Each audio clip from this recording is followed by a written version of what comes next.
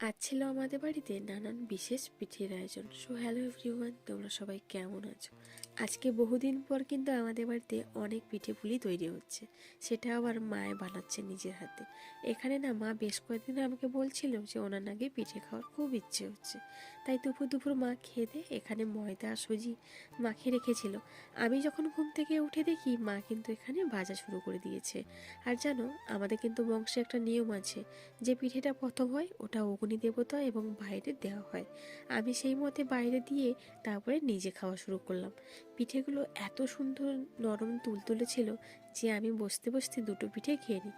তারপরে দেখি পিঠে ভাজতে ভাজতে তেল গ্যাস সরে এলো, তাই বাজারে গেলাম তেল আনতে।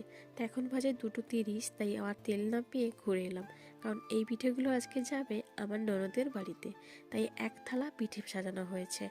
আমি তারই ফাঁকে কিন্তু 2-4টে পিঠে খেয়ে নিলাম। এই পিঠে তো আর সবসময়